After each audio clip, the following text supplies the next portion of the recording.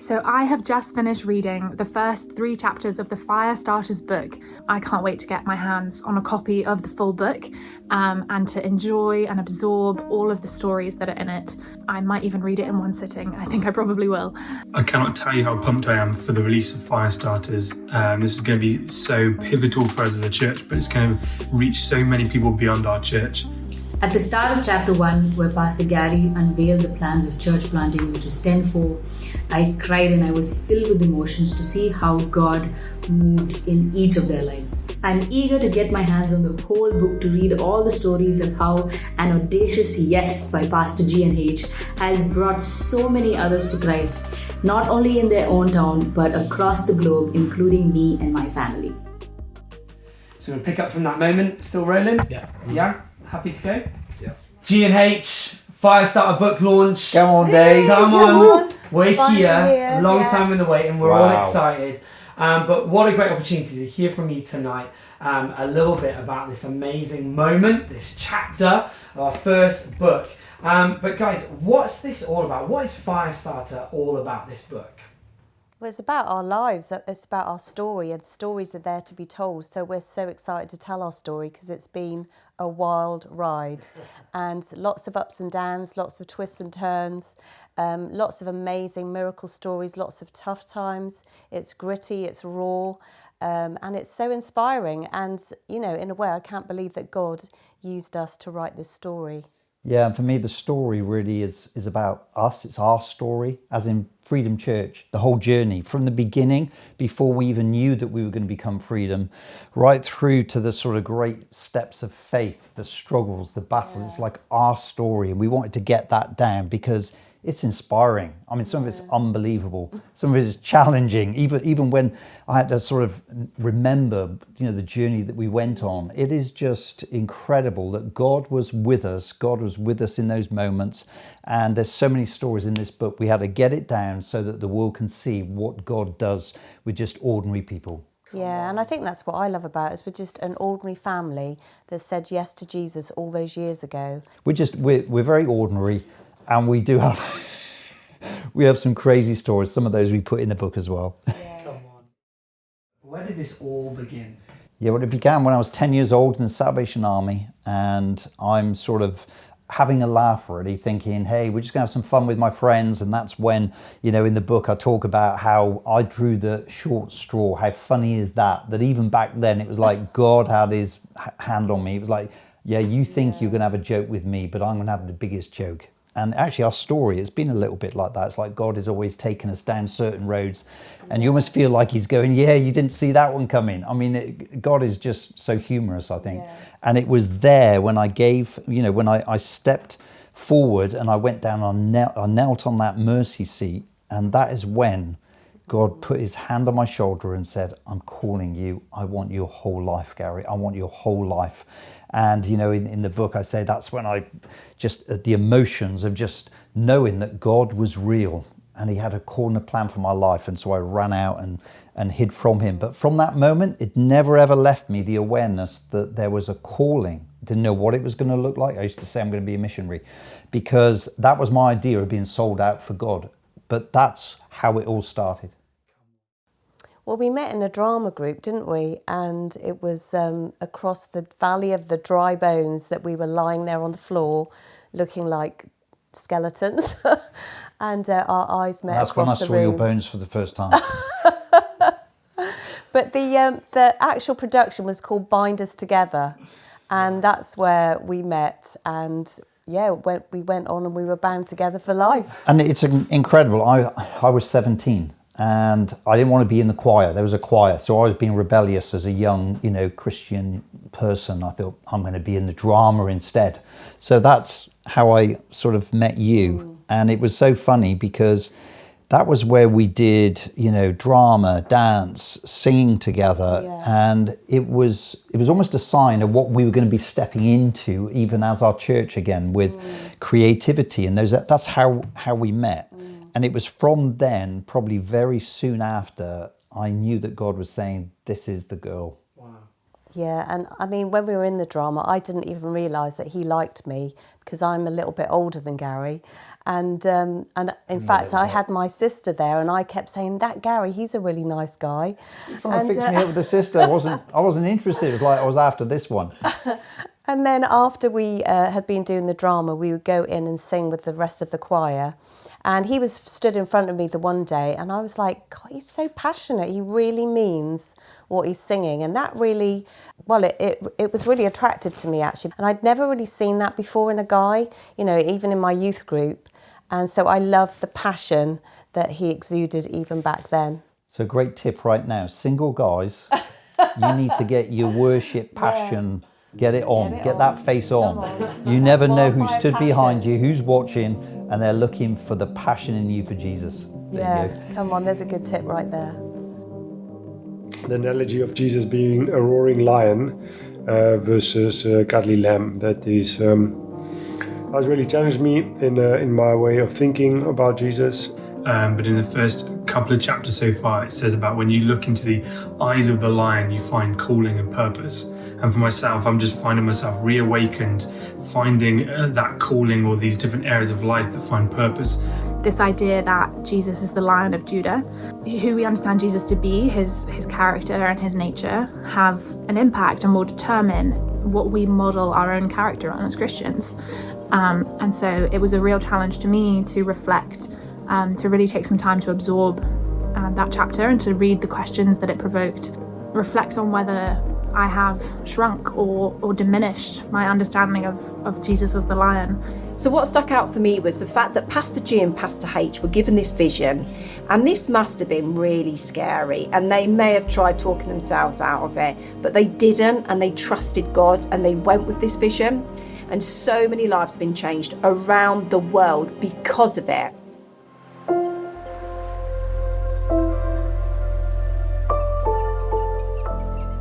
So church, I wanted to bring you here today because this is where it all started. It was very small beginnings, and this is the house that we moved to after Gary had been at Bible College, number 20 Miller's Close in Leominster, a little 2 up, 2 down, and we were so chuffed and so proud to have this little house. It was our first little home that we had bought ourselves, and this is where we got a dream and a vision to start our own church.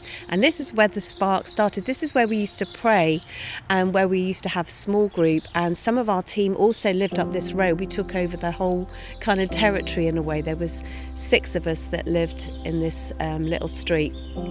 And this is where it all began, and it's like, you know, don't despise the days of small beginnings. And I've always wanted to bring you here to show you where it all started, because I've often said to Gary, I'd love to take the church and show them where we first started the church. And so this is it. And Josh was born here and Luke was born here, and we started the church when Luke was 10 days old, and we were just about to move to our next house.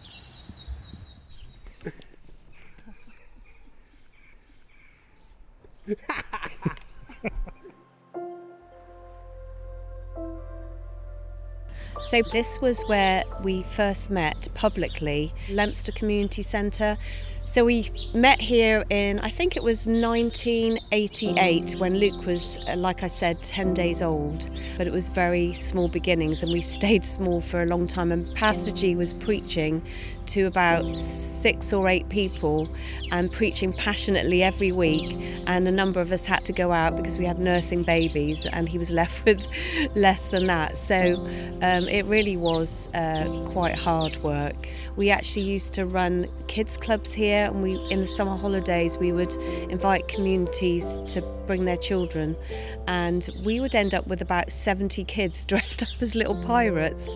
And so we were doing almost whatever it would take to get people into the church to hear the message of the gospel. So right from the beginning, we really wanted to reach youth. So we started to do lots of outreach for youth. And the first one we started was here at the Priory, which fronted onto the river. And we started something called Zach's House. And loads of the youth turned up from our community, which was incredible. About 70 youth. And there was just me and Gary and another couple. And we would have Josh running around. I'd have Luke there in his little car seat. That went on for about 2 years, which was so incredible. We didn't really particularly see many saved, but you know, even now when I walk through the streets, they always remember me and they always say hi to me and G, which is really impacting. So after we'd been at the community centre for a number of years, we came here to Leominster Leisure Centre, which was connected to the school, which was great actually because we were always trying to reach youth. And we were working into the schools doing assemblies at the time, and we were trying to do lots of creative things. We were doing drama, we were doing dance. I remember doing a dance at this school because we were trying to do whatever it would take to reach these people. So we were trying to be creative. You know, we've got the amazing Saltwinds vision now, but back then we were still trying to be creative all those years ago. And yeah, we did see some youth start coming in, and that's when we started really growing, and we were trying to reach people constantly. And so to see people coming in was so amazing and really grew our faith. So after we left Miller's Close, which was where the fire first started, we lived in another 2 houses, but then we decided to build our own house, and we bought this plot, and it was quite miraculous how it happened. And then this is the House of Promise #1 that we built, and it was the house that, you know, we found out we were facing bankruptcy, and this was the house that you hear about in the story where, you know, Gary came home and it was like, it's over. And then we had to pick ourselves up and get our fight back. So we didn't lose the house, which was miraculous. And then towards the end of the voluntary arrangement, Gary had someone approach him and asked him if he would like to buy a plot of land. So then we went and miraculously built another house. And you know, God gave us that promise, if you build my house, I will build your house. So we came here to Chapel Walk after we'd been at the leisure centre by the school, and this was an amazing part of the journey because it was quite a modern building. We loved it here. We were here for a number of years. We saw people coming in. One of my friends got saved here. I ran a mums and toddler group here. It started here and then we carried it on over at Brook Hall. But this is where the place where we marched from here and took possession of Brook Hall. So we walked through these gates here and it took us across the road to Brook Hall, and we marched around there with all the kids, all the people in the church, with the flags and the tambourine and whatever else we had at the time, and took possession of Brook Hall, this incredible miracle that God had provided. And the miracle was that we didn't have any money, and we prayed about it, and we really felt God say, you know, to go for Brook Hall. Sorry, there's lots of traffic going by at the moment. And so we ended up seeing this miracle provision. You know, none of us had money, and I remember at the House of Promise, you know, this letter came to the post where this miraculous provision came that we could buy Brook Hall, and it was incredible. But then we had to go on the journey of doing the place up, and I remember Cadbury's, the local factory, helped us. We were having impact on the community. We started to really thrive here. We ran a mums and toddler group here, which was really successful. We also ran a nursery, which was one of the best nurseries in town. But it was at that point that our pastor, G, got really dissatisfied. Although things were thriving and going well, we wanted to see so much more, but we felt like we built the church. Was it really a reflection of who we were and who God had called us to be?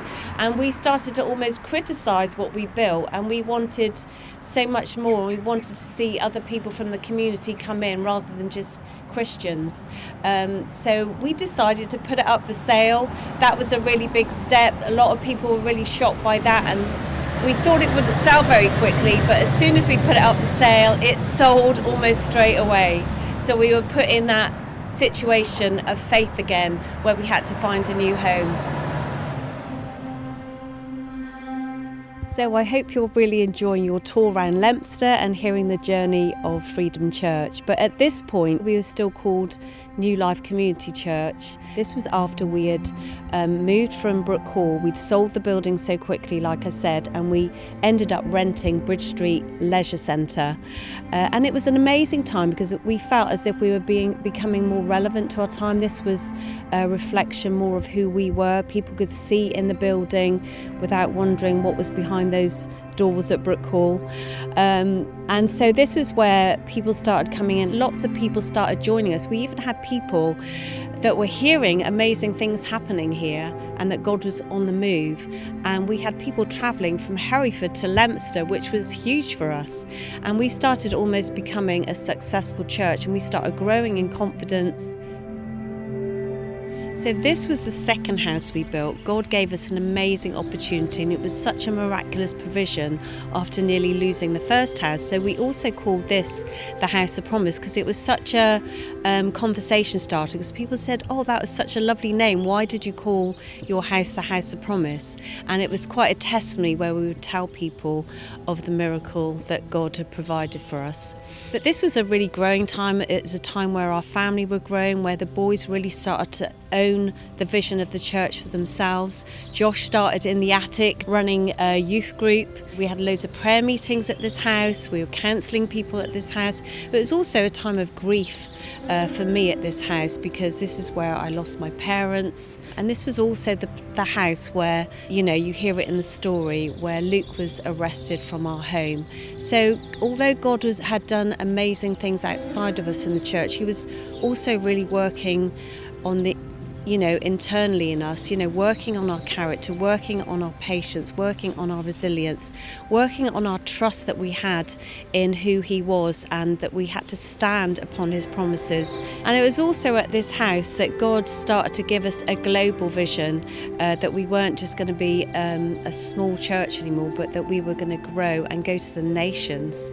And so this is when we started to think about changing the name of the church even, and we called it Freedom Church. Hi, right now I'm at the Herdsman pub in Hereford. This was the first time that Freedom really launched into Hereford. It was an evening. We used to have church in the morning in Leominster, and then about 30 of us, many of us young people, getting up and coming into Hereford for the evening to have our Freedom event. And this event, it was creative. It was in the back of the function room of this pub. I remember the floor being sticky where you used to walk in. It was dark and dingy. But we came here because we wanted to get the church out of its four walls. We wanted to come into Hereford. We wanted to bring our message. And this is where we saw creativity really being birthed. And we had like Luke, I remember, with a sword for the first time with his top off. We had sort of Jordan doing a creative piece. We just thought, hey, we're going to get lights, we're going to get the youth band, and we're going to come and bring a relevant message to people here. And this is where Freedom really was birthed. So we ended up leaving the Herdsman because they kicked us out because it wasn't good for business. So we found another place called TGS, which was a bowling centre. And this is where we came. Again, we loaded in, loaded out, but things were growing now. They were getting bigger. And so we had more trailers, more kit, and God started sending more young people. And we saw people coming into this place. In fact, Matthew Trotman, who's filming me right now, who ends up going to Kenya to plant church, he got saved in this place as a young man. That's what was happening in these early days. Lives being transformed because we were willing to say yes. So after being in the Herdsman and TGS in the evenings, travelling from Leominster, we decided it was time to move the whole church to Hereford. And so we did that, and we got a permanent place at White Cross School right behind me here. This is where we found a home for a few years. This is where we moved everyone over. There was about 100 of us. But sadly, after a while, about 30 people left. We were left with 70. That's a good number in Scripture. So we had 70 people, and we were thinking, God, you're going to do something. I remember Clem Ferris coming along, and we had a prophetic evening. And something was different about this evening. I remember him saying, Freedom, you are going to change the world. I didn't say it just once. He kept like prophesying over people and then said, Freedom, You're going to change the world. And this was almost like the attention that God was saying to us, get ready because I'm about to do something. And from that week, he started parachuting people in from all over the place. Dave and Saz were one of those young wild couples that came through the door. There were so many others that just came week on week, and God said, here's another couple, here's another individual, here's a young person. And we started seeing amazing things happening. We saw media begin to get its legs, and there was vision around it, and we did church news here. This is where we did mission to Kampala, Uganda. There were so many things that were happening. We had a sense that God was doing something incredible and he was going to use us here. Now, this is Conningsby Street. Many of you would have heard of this. It's in the book quite a bit of how God began moving. But when we first came to take this building on, we wanted to lease it as our first permanent location, but we were told no, because they had plans for this building. They were going to build a road, and it was part of a whole redevelopment called the ESG. But God spoke to us and said, no, trust me, I'm going to do a miracle in this. And so we took out the lease against all the warning, and then we saw God move, because the ESG, within about a year, they came and contacted and said, do you know what? We have seen what you're doing. We have seen how it's impacting the community of Hereford. So we're going to change our plans for the city to allow this building to remain. And this building remains today because God had bigger plans. And that is when we began seeing God move in powerful ways. And once we were in the building, God started doing incredible things. People started coming. We saw people getting saved week after week. We were seeing things that we'd never seen before. Sometimes we were having 10 people getting baptized. And week after week, God was moving, and we could not believe what was happening in front of our eyes. We even doubled up and we had evening events, and the whole thing was taking off until the local media decided to get a hold of it and say something sinister is happening. How come so many young people's lives are being changed? How come people are pouring into church? This doesn't happen. And that's where we had the attack and the persecution. The press was all here in Conningsby Street. But God wasn't done. It was from this place that we mobilized teams to go into the world. This is where we sent people into Cardiff, we sent people into Kampala, and the many other nations to come. They left here and we waved them off as they went audaciously into the world to take this gospel.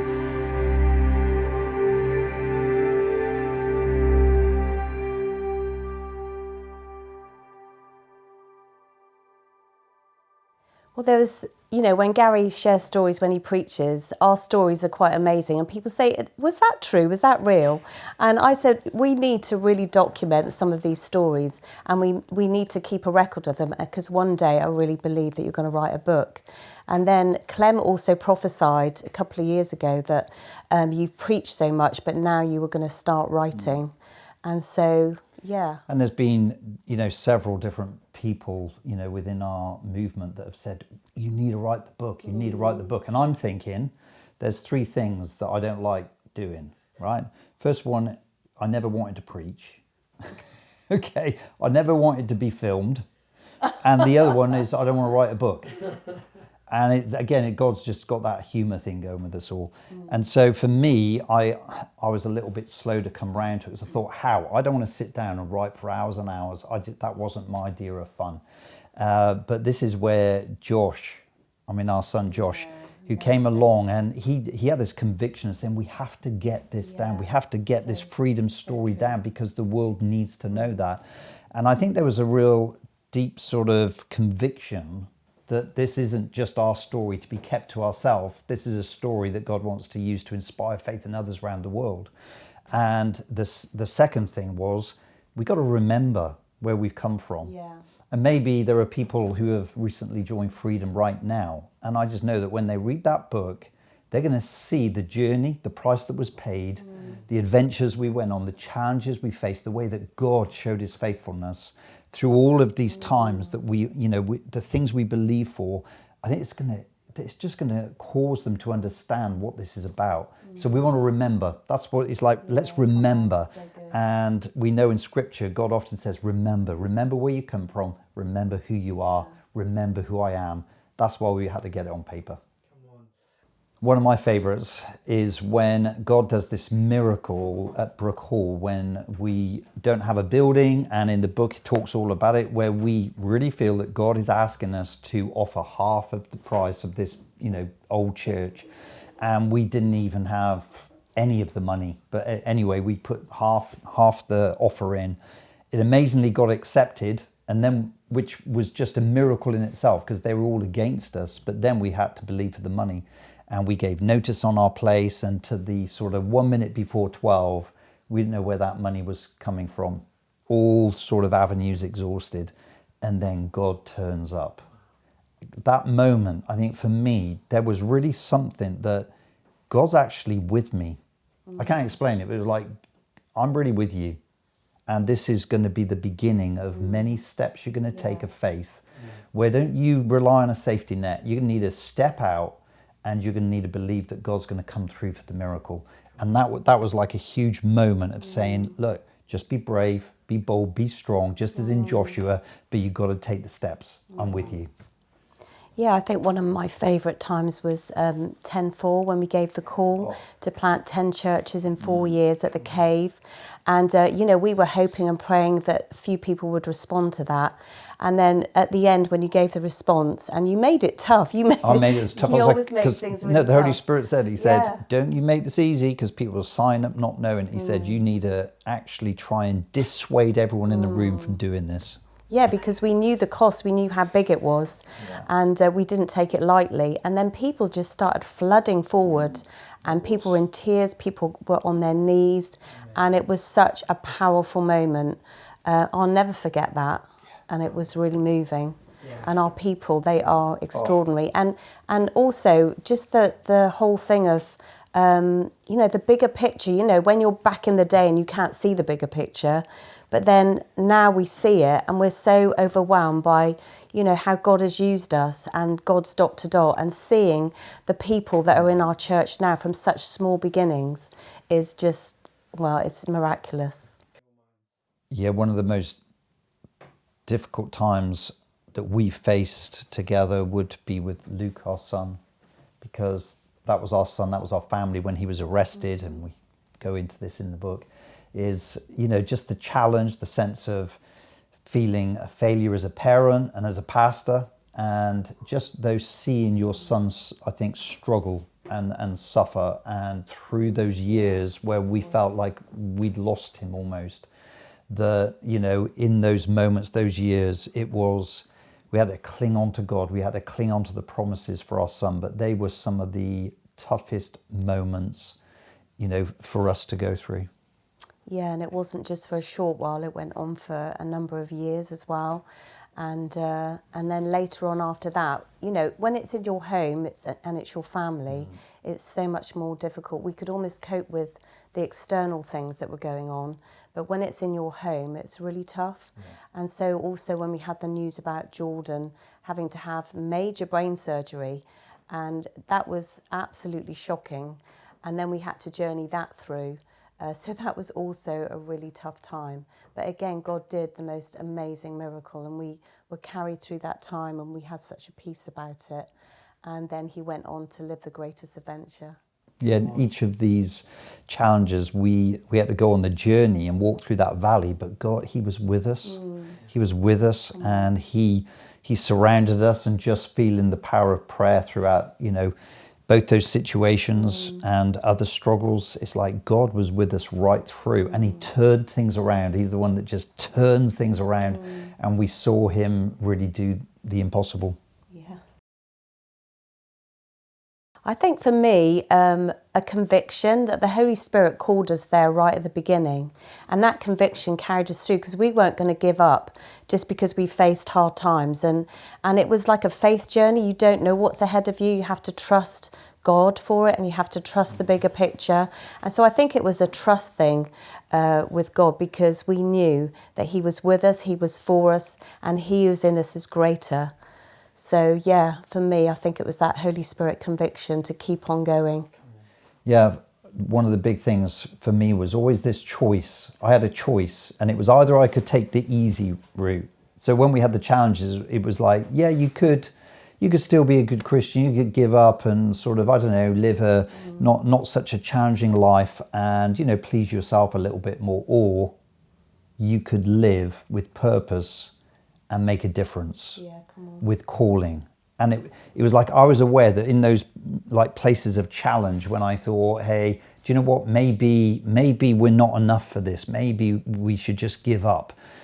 There was something in me, that conviction you talked about is like it was saying, yeah, you can give up, or do you want to live a life that matters? Yeah. And on the back of that life that matters were the names of people. Do you know I think we had one salvation in 7 years at the beginning. And we kept that one name and celebrated it year after year. It was like a trophy. It was a trophy. And we said, do you know what? If this is what it's about, we're going to believe for number 2. And that's what we focused on, was seeing people to come to know Jesus and being involved, having the privilege of being involved in the salvation story. This meeting is being recorded. All right, got it. That's the whole point of this. Hey.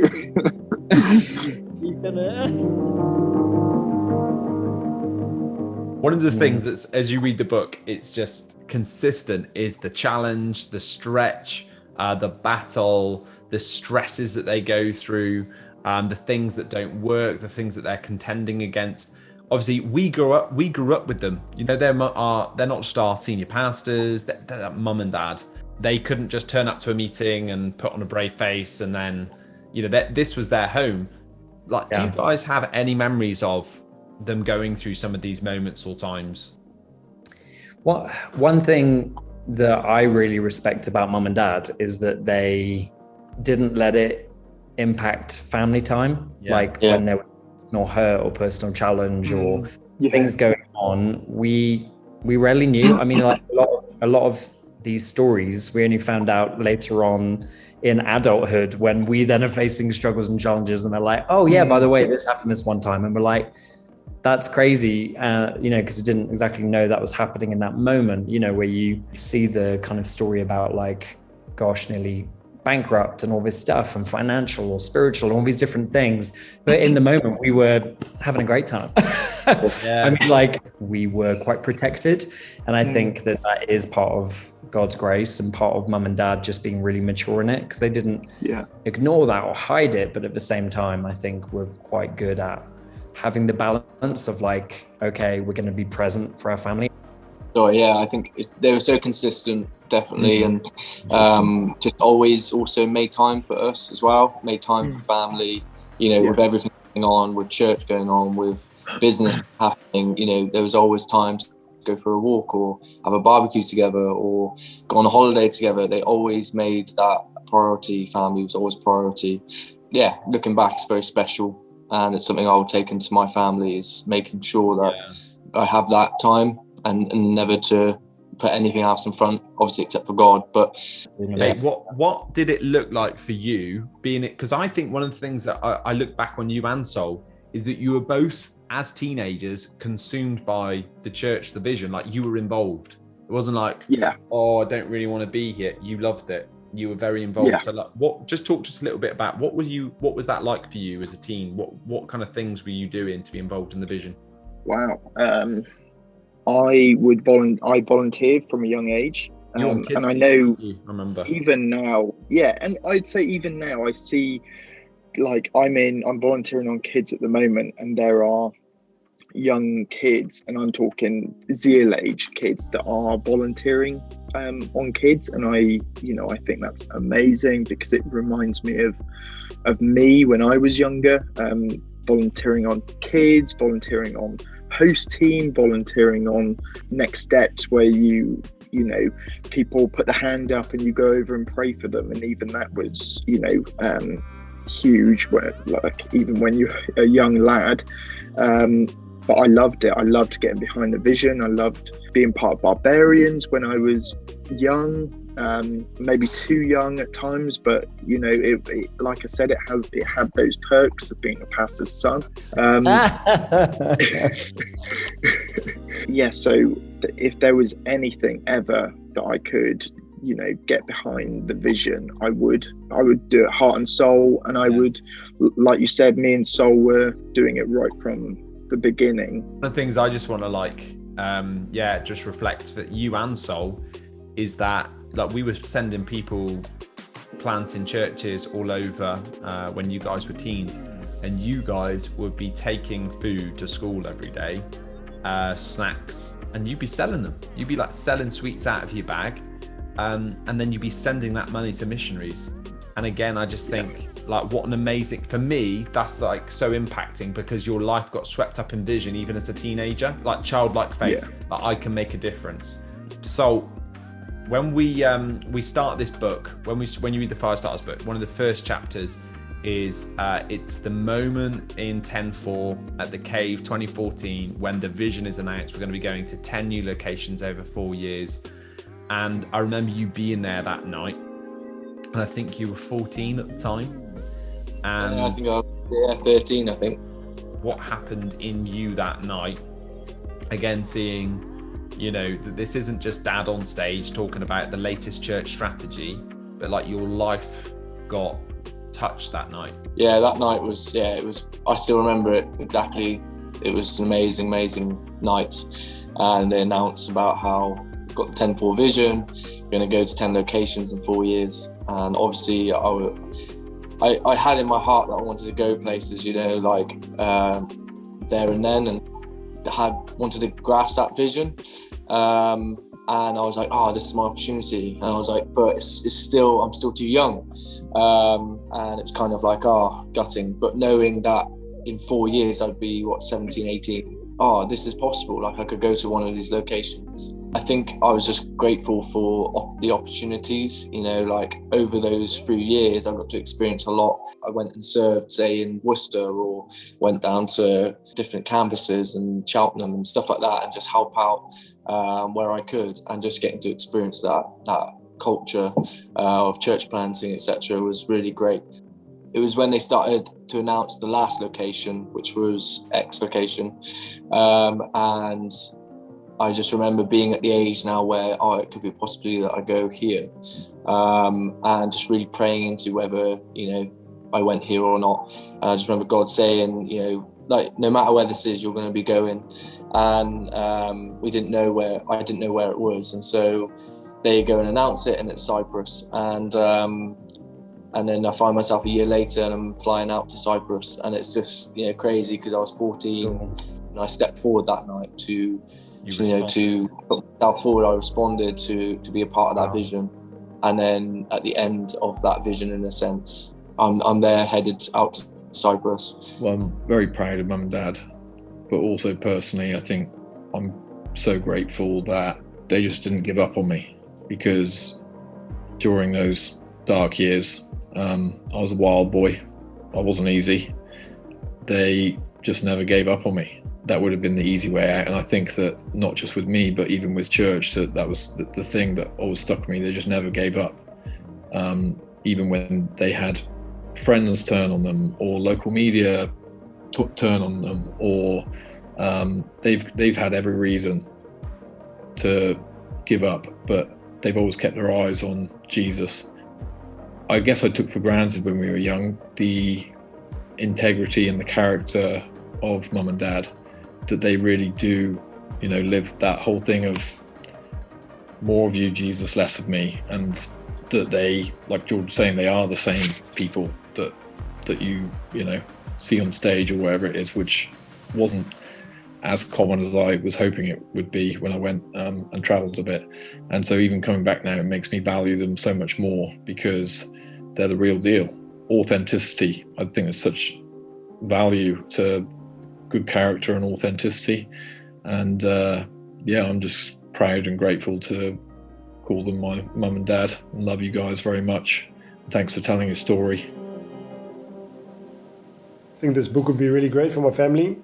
God as a roaring lion is not really preached, so I think that would be great for them. And I think this book is going to be amazing for people that are already existing Christians, but are on the lukewarm side, and needs a bit of a nudge and encouragement. I would really love to give this book to my parents, because I would love for them to understand that being a Christian is not just going to church and doing churchy things, but to live life doing uncomfortable and audacious things. I will be sharing this book with my children. They are both believers, but I believe that it will change their thinking. I believe God will speak to them through it. I believe it will change them.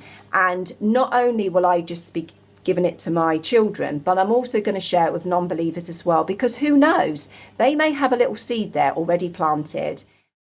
I remember calling my dad and speaking to him for the first time and saying, look, me and Karen were speaking, and she brought this idea, and I think I want to have a go at doing it. What do you think about sharing your story? And immediately his response was, I'm willing, I'm ready. I think that people would benefit to hear from what God has done in us, that it will encourage them too. So that week we arranged our first interview, if you like. I had grown up in our family going out on family walks all the time. That was how we did things in the Snowzell farm. We'd go out on muddy walks in the rain, and it was January time, and sure enough, it was raining, and we went out on an old family walk not far away from my dad's house, and we retraced the steps that we took many years ago to go together as father and son, and I would be asking questions, and I recorded it all on these voice memos. So I just took my phone and I'd be asking question after question, just peppering him with, so sorry, just rewind, go back, give me more detail about that. Asking for color, asking for how did that feel, just getting and pulling as much detail as possible through the experience. What was the process from receiving and being called out to come out your hiding place to starting church?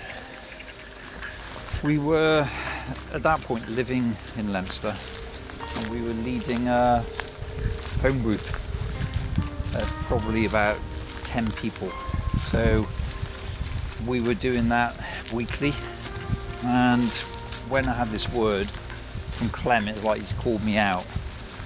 I was almost quite happy to sit in that place, in the background. But when I just got this word, I just knew God was like calling this like word in me, this calling. And so I think that's when it started nagging away, and me and Mum started like saying, what does this mean? God's calling us to be pastors. And so we just thought, very basically, we're in Leominster. We're travelling at the minute with a group of people. We've got like probably 6 people in Leominster. Yeah. And we thought, well, that's all you need, start a church.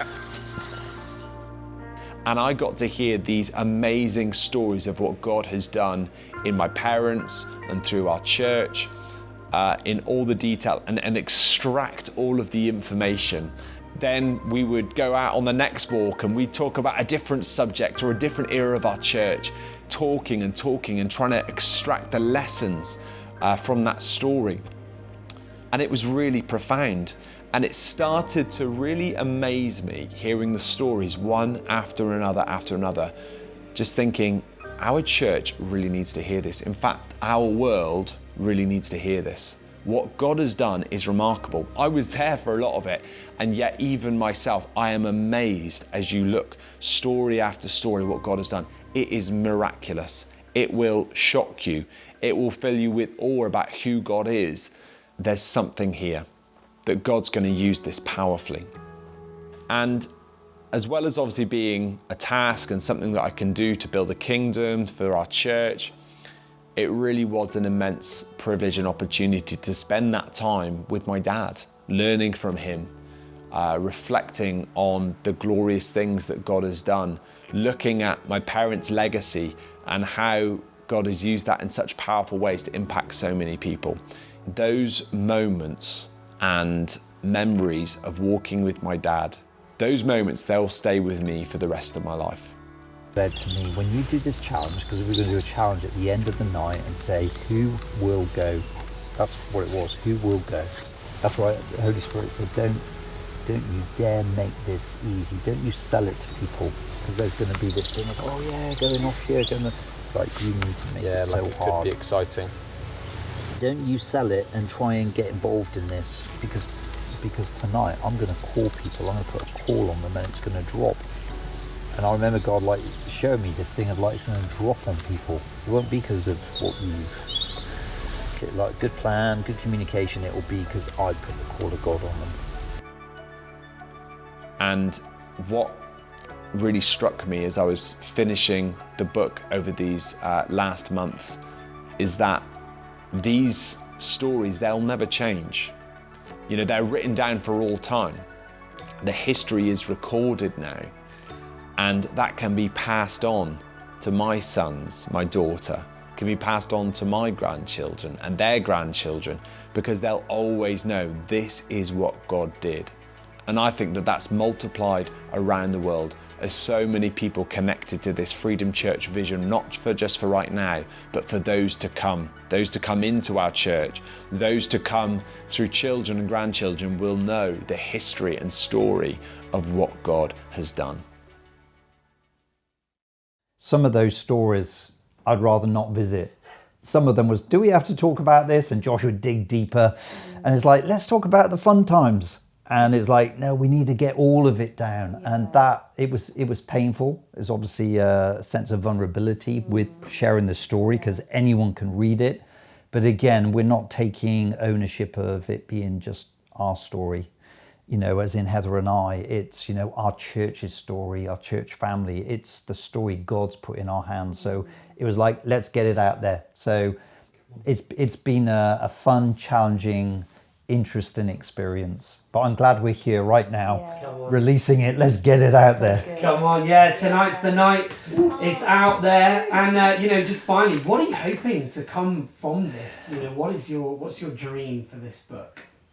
That people would be inspired, you know, the ordinary person reading this book, you know, that God can use them just as he used us and do an extraordinary thing in their life. And yeah, and it's all about the people beyond, you know, the people in us that are going to be impacted by this book. There's people in all of us that are waiting to be reached. And if the Holy Spirit can use this book to set alight a fire, then I'm really excited about that. Yeah, I think it's seeing the potential. When we started with 6 people in a little obscure town, no one knew us. And then we saw how God, we didn't have those ideas. We're going to go to this town and we're going to change the world. We didn't believe that about ourselves, but God did. Yeah. And I'm praying that this book and the stories within it, as it goes out, that there are going to be those people where maybe they've been through some tough years. Maybe they've been around church for decades, but perhaps their faith has just gone down to an ember and they're just thinking, is that it? Is there more? I'm praying this is going to disturb people. Yeah. I'm praying that this is going to, just bring an awakening to some people's faith who felt maybe washed up. Maybe they felt, hey, we've just now done our best years, where they're going to start saying, hey, if it happened for this couple, maybe it could happen for me. And for young people as well. Young people, you know, when God started moving, we just got together. We were like young, you know, I was 17, but God was moving then. So it's like that potential. Don't write yourself off, whether you're young or old. And I'm also praying for all of our Firestarters, our church planters, those guys that are out there doing it. I know there's moments where you just think, hey, do you know what? Yeah. I don't know if I can go on. I think this book, there's going to be certain chapters and words that are going to come out and stories where it's going to ignite. It's like, do you know what? I can do it. I can do it, because that's what we put in the book. God is with us through all of these things. Yeah. And to actually see a people mobilized and to see other people go out and write their stories. Yeah. I mean, wouldn't it be amazing that we see stories come out in the future, be written on the back of what happens in this book? When they read it, can change everything. Come on, talking about that, we've got a little surprise for you, because not only will this book go on to impact hundreds of people's lives, thousands of people's lives, it already has, and these are just a few letters from people in our church who wanted to thank you and share with you some of the impact that your ministry, our church, and your lives has already had. So, you know, on tonight, as we get ready and we launch this book into the world to believe for more, we also wanted to encourage you and thank you with these stories, and just wondered whether you might actually share one or two of these with us tonight as well. But these are from our church to you. Oh, thank you so much. That really does mean so much to us, doesn't it? Because that's what it's about. It's about all of you. So this is from Serena in Kigali. Come on. On Easter Sunday, April 2018, I became a member of Freedom Church. The day I became a part of a movement designed to bring me closer to Jesus. When I think back on my life before Freedom Church, I realize that I was a religious person who didn't even realize it. I'd never genuinely experienced Jesus before.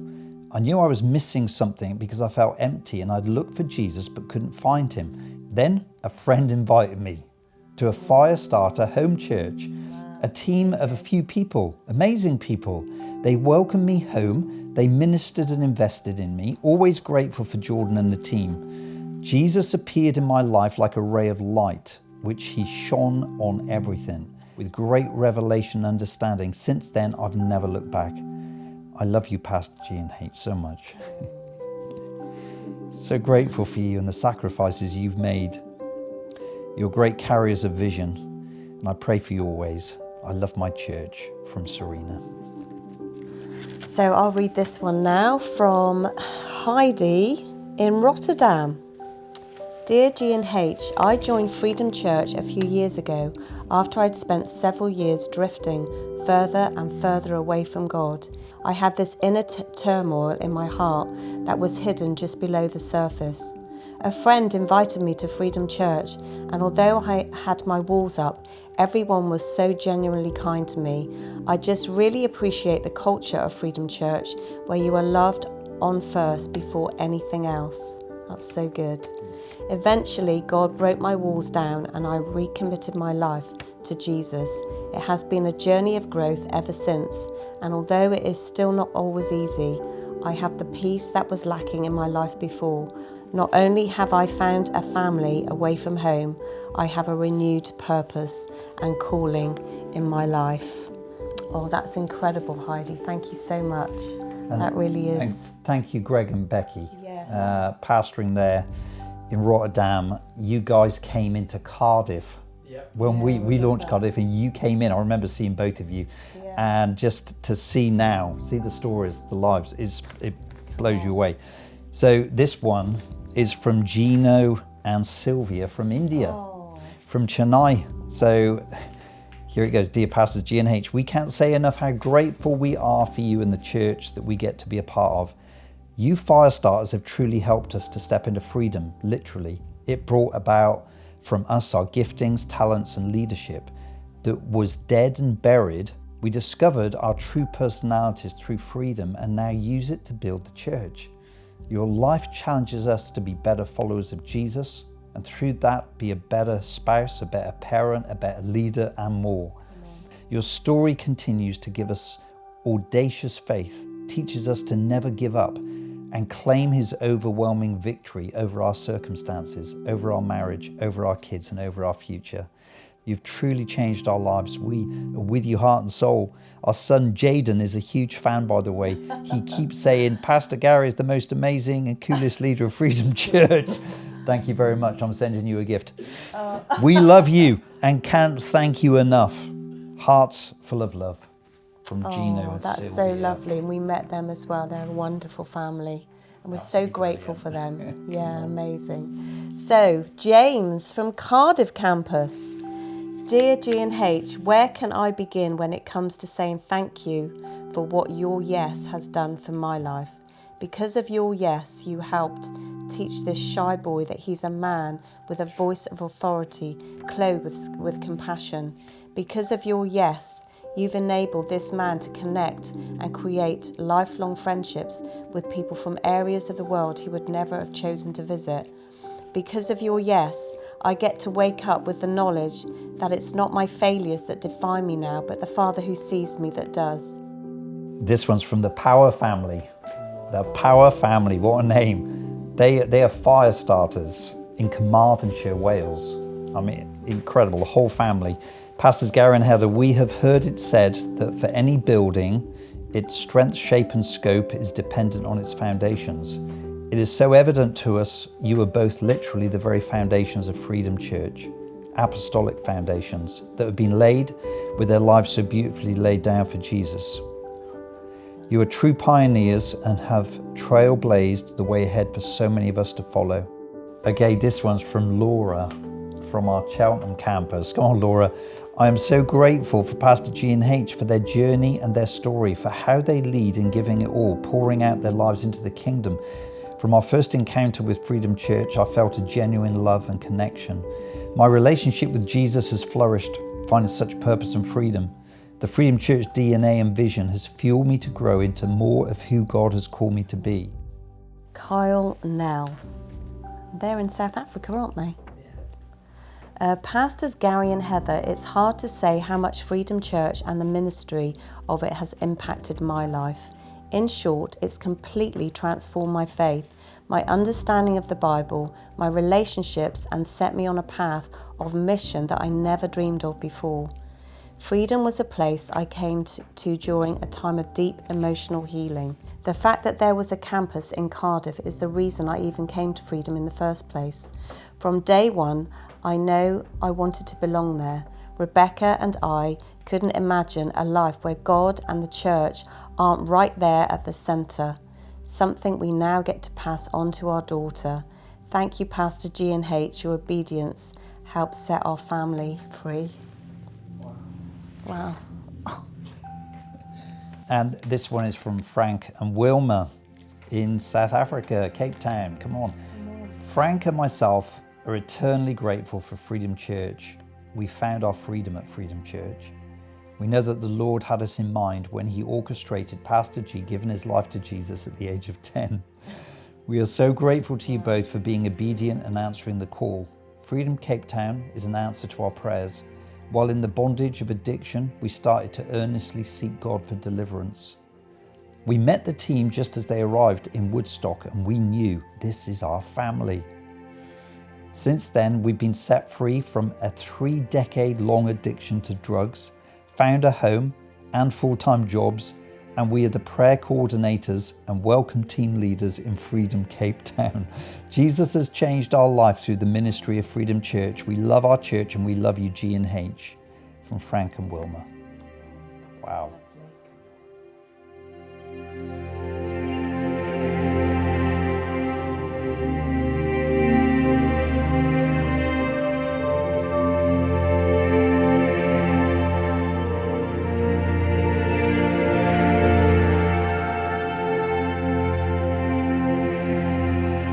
Copy of the Firestarters book. Wow. This is amazing. You guys are part of this story. This is so special. This couple are amazing. They've been with us for 20 years.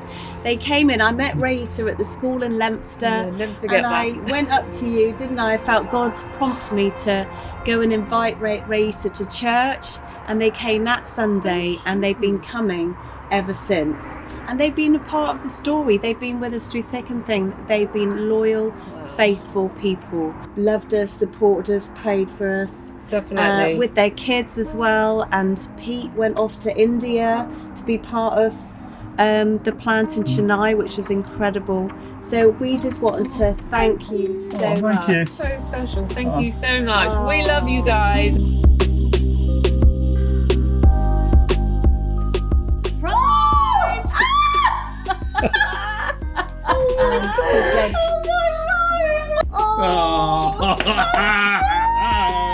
But can I just say, it's because these guys, when they walked into our church all those years ago in Brook Hall with their family, it was an absolute game changer.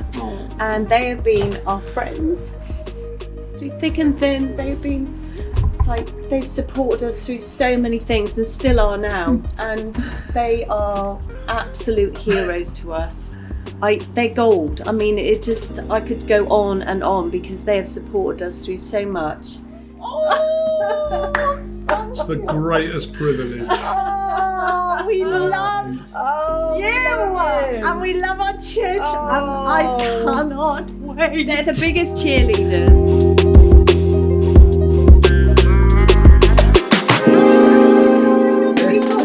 We wanted to honour you and present you with something, and that is a copy of the Firestarter book. Because you guys have been on the journey with us through thick and thin for a good many years. You've been coming since how long? It's been a long time. Bridge Street? Yeah. Just long time. Yeah. So this is a copy for you because you know this is your story as well, and thank you for being part of this story with us. And you know you've been through your own faith journey with, you know, when Finn was born, your son, he had a heart condition, and you know we all had to fight together, didn't we? Pray together. And I remember my son Luke being that fighter. He decided to come up to Birmingham and fight for your son and pray for him, and we've been on that journey of faith together, and it's been incredible. So we just wanted to thank you.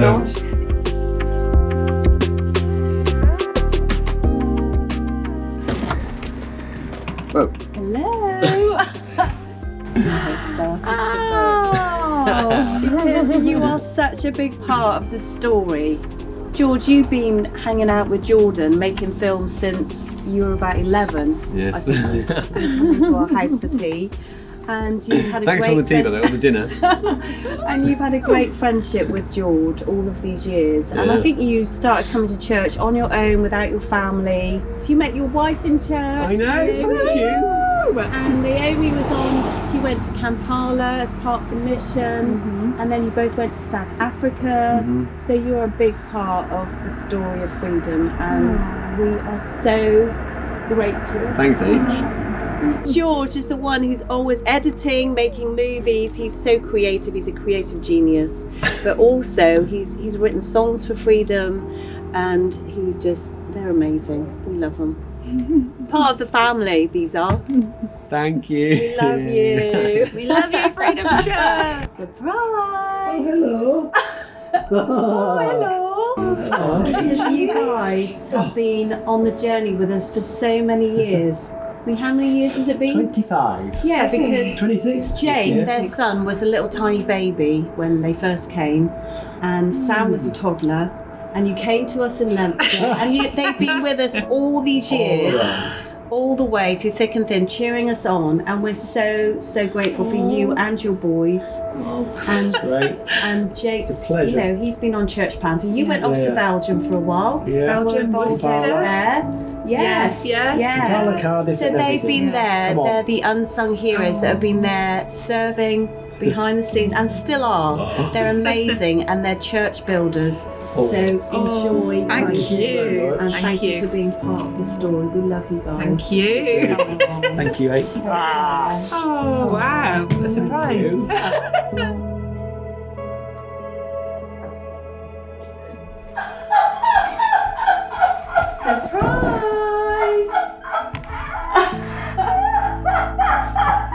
We want to present you with the book. Oh, brilliant! Because you are such a freedom hero, and thank you. Helen, without you, we couldn't have written this story. Oh my gosh! And you are part of the story, and so we wanted to honour you today by presenting you with this book. Oh, thank you! We love you so much, and your girls as well are so amazing. They're part of freedom, and Rachel is over in Cheltenham building church there. What a legacy! Come on, it's amazing. In fact, I was just that was on my list of things to do tonight, to get the pre-order on there. So thank you so much. That's so precious. Thank you. You're precious. Oh, bless we are so grateful for you. Yeah. And thank you so much for all that you've given, all that you poured in. Oh. You are absolutely amazing. I'm not. It purely isn't. I was on a search for a church that really made the Bible come alive to me, and I found it. A very special young lady who was one of our youngest church planters, and she's lived most of her life in Uganda and South Africa. And she represents the next generation, and we are so grateful for you. Even we want to present you with Firestarter, because your family story is in this book, and you're part of this story, and it's so special to us. And so we just want to say how grateful we are to you, and so thankful for you, and we hope you really enjoy reading this story. Thank you. Freedom Church, we're just so grateful for you, every one of you. when I think of you guys, I think of Jonathan and the armor bearer. This armor bearer, I always call him the unknown volunteer, because in the pages of Firestarters, the book, all the way through, there are people that are behind the scenes making things happening, loading in, loading out at the herdsman. I don't know, they're involved in 10-4 putting it on. There's people that are serving, running down to this city, setting things up, getting up with their families, moving to another country. Maybe your name's not in the book, but God sees you. We see you. We know that this is our story. And I just know that God's going to use it, because when that day, that armor bearer who got behind Jonathan, when he said, come on, I'm with you, heart and soul. This is who we are. It's like, I'm with you. The impossible happened. And I want to say that this book, I want all of you right now to believe that the impossible can happen through this book. I think families, there's going to be families touched. There's going to be children who are going to find Jesus through this book. There are going to be future generations that will read the stories, and they're going to come to know Jesus because of this book and the stories that you were involved with. Maybe you're an unnamed volunteer, but I'm telling you, you're part of this story. There's a legacy. This is our legacy, Freedom Church. And for every one of you, if this is your church and your home around the world right now, will you take this book?